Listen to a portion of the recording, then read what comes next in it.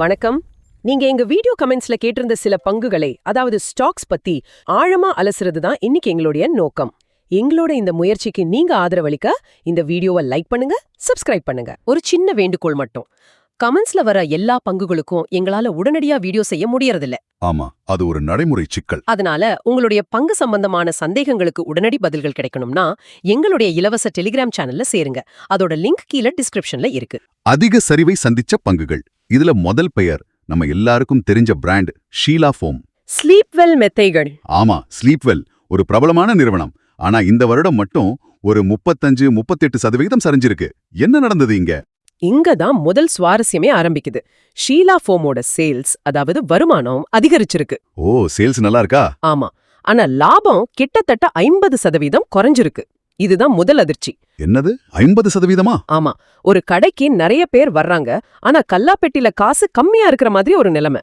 இதுக்கு என்ன காரணம்? முக்கிய காரணம் ரா மெட்டீரியல் காஸ்ட். மெத்த தயாரிக்க தேவையான கெமிக்கல்ஸோட விலை, குறிப்பா கச்சா எண்ணெய் சம்பந்தப்பட்டது, பயங்கரமா ஏறிடுச்சு. ஓ, அதனால மார்ஜின் அடி வாங்கிருக்கு. கரெக்ட். அதனால அவங்க அதிக மெத்தைகளை வித்தாலும் ஒவ்வொரு மெத்தையிலும் கிடைக்கிற லாபம் ரொம்ப குறைஞ்சிடுச்சு. புரியுது. ஆனா அதோட PE மதிப்பு 110க்கு மேல இருக்குன்னு சொல்றாங்களே. சாதாரணமா ஒரு நல்ல கம்பெனிக்கு ஒரு 20-30 PE இருக்கலாம். ஆனா இங்க 110 இருக்கு. 110? ஆமா, அதாவது ஷீலா ஃபோம் சம்பாதிக்கிற ஒவ்வொரு ரூபாய்க்கும் முதலீட்டாளர்கள் 110 ரூபாய் கொடுக்க தயாரா இருந்தாங்க. இது அந்த நிறுவனம் எதிர்காலத்துல மிகப்பெரிய வளர்ச்சி அடையுங்கிற ஒரு அதீத நம்பிக்கையை காட்டுது. ஆனா லாபம் குறையும் போது அந்த நம்பிக்கை உடையுது. சரியா சொன்னீங்க. அதனாலதான் இந்த சரிவு. புரியுது. அப்போ இதுல நம்மளோட FII வர்சஸ் DII துப்பு என்ன சொல்லுது? இங்கதான் முக்கியமான திருப்பம். FIIகள் இந்த பங்குல இருந்து கொஞ்சம் வெளியே போயிருக்காங்க. ஆனா DIIகளோட ஹோல்டிங் 21% அளவுக்கு ரொம்ப வலுவா இருக்கு. ஓ, அப்போ நம்ம ஃபண்ட் மேனேஜர்கள் இன்னும் நம்புறாங்களா?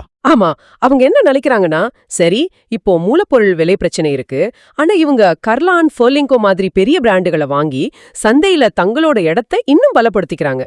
இது நீண்ட காலத்துல பெரிய பலனை தரும்னு நம்புறாங்க. அப்போ அவங்க இந்த சரிவை ஒரு வாய்ப்பா பாக்குறாங்க. ஆமா.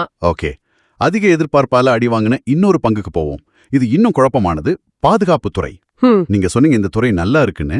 ஆனா நீங்க கேட்ட ஜென் டெக்னாலஜிஸ் பங்கு அதோட உச்சத்துல இருந்து 40-45% சரிஞ்சிருக்கு. ஒரு நல்ல துறையில இருக்கிற ஒரு நல்ல பங்கு ஏன் இப்படி சரியணும்? எனக்கு ஒண்ணுமே புரியல. இது ஒரு அருமையான கேள்வி. இதுதான் சந்தையோட யதார்த்தம். சொல்லுங்க. ஒரு துறை நல்லா இருக்கிறதுக்காக அந்த துறையில இருக்கிற எல்லா பங்குகளும் எல்லா நேரத்திலும் ஏறிக்கிட்டே இருக்காது. ஜென் டெக்னாலஜிஸ் ஒரு சிறந்த நிறுவனம். அவங்க என்ன பண்றாங்க? அவங்க ராணுவ வீரர்களுக்கு பயிற்சி கொடுக்கிற சிமுலேட்டர்கள் தயாரிப்பதில் வல்லுநர்கள். அவங்க கிட்ட ஆர்டர் புக், அதாவது கைவசம் இருக்கிற ஆர்டர்கள் ரொம்ப வலுவா இருக்கு. புதுசா பேட்டன்ட் கூட வாங்கியிருக்காங்க. அப்போ எங்க பிரச்சனை? பிரச்சனை மறுபடியும் அதே வேல்யூவேஷன் தான். மறுபடியும் PE ரேஷியோவா? ஆமா, அதோட PE 50க்கு மேல போயிடுச்சு. ஒரு பங்கு எவ்வளவு நல்லதா இருந்தாலும் அதுக்கு ஒரு நியாயமான விலை இருக்கு. அந்த விலையை தாண்டி வாங்கும்போது சின்னதா ஒரு கெட்ட செய்தி வந்தா கூட பங்கு பெரிய சரிவை சந்திக்கும். இங்க என்ன நடந்ததுன்னா, FIIகள் மற்றும் DIIகள் 2 பேருமே லாபத்தை புக் பண்ண ஆரம்பிச்சிட்டாங்க. 2 பேருமே வித்திருக்காங்களா? ஆமா, 2 பேருமே இந்த விலை ரொம்ப அதிகம், இப்போதைக்கு வித்துட்டு விலை குறையும் போது திரும்ப வாங்கிக்கலாம்னு முடிவு பண்ணிட்டாங்க. இது ஷீலா ஃபோம் கேஸ் மாதிரி இல்ல. புரியுது. இங்க வெளிநாட்டு, உள்நாட்டு 2 முதலீட்டாளர்களும் ஒரே மாதிரி யோசிச்சிருக்காங்க. அப்போ இதிலிருந்து நம்ம கத்துக்க வேண்டியது, ஒரு நல்ல நிறுவனமா இருந்தாலும் சரியான விலையில வாங்கணும். சரி, இப்போ IT துறைக்கு வருவோம். இங்க நீங்க கேட்ட 2 பங்குகள் Oracle Financial Services, அதாவது OFSS, மற்றும் Happiest Minds. ஆமா, ரெண்டுமே 30%க்கு மேல சரிஞ்சிருக்கு. IT துறை முழுவதுமே கொஞ்சம் மந்தமா இருக்கிறதா காரணமா? OFSS விஷயத்துல ஆமா, துறை மந்தமா இருக்கிறது ஒரு காரணம். பங்கு 38% சரிஞ்சிருக்கு. ஆனா இதுல ஒரு ஆச்சரியமான விஷயம் இருக்கு. பொதுவா ஒரு பங்கு சரியும் போது FIIகள் வித்துட்டு ஓடுவாங்க. ஆமா. ஆனா OFSSல அவங்க தங்களோட ஹோல்டிங்க அதிகரிச்சிருக்காங்க. அப்படியா? அவங்க ஏன் சரிவில் வாங்குறாங்க? ஏன்னா OFSSோட பிசினஸ் ரொம்ப தனித்துவமானது. அவங்க பேங்கிங் துறைக்கு தேவையான மென்பொருட்களை உருவாக்குறாங்க. ஓகே. உலகத்துல வங்கிகள் இருக்கிற வரைக்கும் அவங்களுக்கு பிசினஸ் இருந்துகிட்டே இருக்கும். அதோட PE மதிப்பும் ஒரு 28-29 தான். இது மற்ற IT நிறுவனங்களோடு ஒப்பிடும்போது ரொம்ப நியாயமான விலை. அப்போ வெளிநாட்டு முதலீட்டாளர்கள் இதை ஒரு பாதுகாப்பான பங்கா பாக்குறாங்க. கரெக்ட். இது ஒரு நிலையான வருமானம் தரக்கூடிய பாதுகாப்பான பங்கு. இந்த சரிவு ஒரு நல்ல வாங்கும் வாய்ப்புன்னு நினைக்கிறாங்க. அப்ப ஹாப்பியஸ்ட் மைண்ட்ஸ் கதை என்ன? அதுவும் 30%க்கு மேல சரிஞ்சிருக்கு. அங்கேயும் FIIகள் வாங்குறாங்களா? இல்ல, ஹாப்பியஸ்ட் மைண்ட்ஸ் ஒரு மிட் கேப் IT நிறுவனம். ஒட்டுமொத்த மிட் கேப் ஐடி துறையுமே இப்ப கொஞ்சம் அழுத்தத்துல இருக்கு. அது மட்டும் இல்லாம அந்த நிறுவனத்துல இருந்து சில உயர் அதிகாரிகள் ராஜினாமா செஞ்சாங்க. ஒரு கம்பெனில இருந்து முக்கியமான ஆட்கள் வெளியே போகும்போது முதலீட்டாளர்கள் மத்தியில ஒரு சின்ன சந்தேகம் வரும். எல்லாம் சரியா தான் போகுதா அப்படின்னு ஒரு கேள்வி வரும். ஆமா, அந்த சந்தேகத்தோட பாதிப்பு தான் இந்த சரிவு. அதனால இங்க துறை சார்ந்த பிரச்சனையும் இருக்கு, நிறுவனம் சார்ந்த பிரச்சனையும் இருக்கு. அருமையான ஒப்பீடு. ஒரே துறையில இருந்தாலும் ஒவ்வொரு நிறுவனத்தோட கதையும் எவ்வளவு வித்தியாசமா இருக்கு. நிச்சயமா. சரி, சரிஞ்ச பங்குகளை பத்தி பேசிட்டோம். அடுத்து பொதுத்துறை வங்கிகளுக்கு போகலாம். இங்க நீங்க கேட்ட 2 பங்குகள் சென்ட்ரல் பேங்க் ஆஃப் இந்தியா மற்றும் இந்தியன் ஓவர்சீஸ் பேங்க். ஐஓபி. ஆமா, ஐஓபி. ரெண்டுமே சரிஞ்சிருக்கு. ஆனா இதுக்குள்ளேயும் 2 வேற வேற கதை இருக்கா? முழுக்க முழுக்க வேற கதை. சென்ட்ரல் பேங்க் ஆஃப் இந்தியா பங்கு 30% சரிஞ்சிருந்தாலும் அது ஒரு கிளாசிக் வேல்யூ பங்கு மாதிரி தெரியுது. வேல்யூ பங்குனா? அதோட வேல்யூவேஷன் ரொம்ப கவர்ச்சிகரமா இருக்கு. பிஇ மதிப்பு வெறும் 7-8 தான். அதாவது அதோட உண்மையான சொத்து மதிப்பை விட குறைவான விலைக்கு வாங்குறோம். சரியா சொன்னீங்க. சென்ட்ரல் பேங்க் அப்படிதான் இருக்கு. ஆனா இங்க ஒரு பெரிய பிரச்சனை இருக்கு. என்னது? இவ்ளோ குறைவான விலையில கிடைச்சா எல்லாரும் வாங்கணுமே. அதுதான் இல்ல. ஏன்னா அந்த பேங்க்ல பெரிய வளர்ச்சி திட்டங்கள் எதுவும் உடனடியா தெரியல. growth triggers இல்ல. ஆமா, எஃப்ஐஏ மற்றும் டிஐஐ 2 பேருக்குமே அதுல பெரிய ஆர்வம் இல்ல. அதனால இது ஒரு மலிவான பங்கு தான். ஆனா அது எப்போ ஏறும்னு யாருக்கும் தெரியாது. இது ஒரு காத்திருப்பு விளையாட்டு மாதிரி. அப்போ ஐஓபியோட கதை என்ன? அது 40% சரிஞ்சிருக்கு. அதுவும் இதே மாதிரி ஒரு வேல்யூ பிளேயரா? ஐஓபி கதை ரிஸ்க் நிறைஞ்சது. ஏன்? அந்த பங்கு 40% சரிஞ்சதுக்கு ஒரு முக்கியமான காரணம் சமீபத்துல அரசாங்கமே தன்னோட 2% பங்குகளை வித்ததுதான். ஓ, ப்ரொமோட்டரே வித்திருக்காங்களா? ஆமா, ஒரு நிறுவனத்தோட உரிமையாளரே பங்குகளை வித்தா அது முதலீட்டாளர்களுக்கு ஒரு எதிர்மறையான சிக்னல் கொடுக்கும். ஆமாம். அது மட்டும் இல்லாம எஃப்ஐஐ ஹோல்டிங் வெறும் 0.3% தான். கிட்டத்தட்ட யாருமே இல்லைன்னு சொல்லிடலாம். அப்போ ரெண்டுமே பொதுத்துறை வங்கிகளா இருந்தாலும் சென்ட்ரல் பேங்கை விட ஐஓபில ரிஸ்க் அதிகம். ரொம்ப அதிகம். இப்போ கொஞ்சம் பாசிட்டிவான பங்குகளை பார்க்கலாமா? பார்க்கலாம். டாடா மோட்டார்ஸ் டிமர்ஜருக்கு பிறகு அதோட கமர்ஷியல் வெஹிக்கிள்ஸ் பிரிவு தனியா பிரிஞ்சு வந்திருக்கு. அது பட்டைய கலப்புதுன்னு சொல்றாங்க. உண்மையா? 100க்கு 100 உண்மை. இது வேல்யூ அன்லாக்கிங்க்கு ஒரு சிறந்த உதாரணம். டாடா மோட்டார்ஸ் ஒரே வீட்ல இருந்த 2 திறமையான உடன்பிறப்புகள் மாதிரி. ஒன்னு பேசஞ்சர் கார்ஸ் பிரிவு, ஒரு ராக் ஸ்டார் மாதிரி.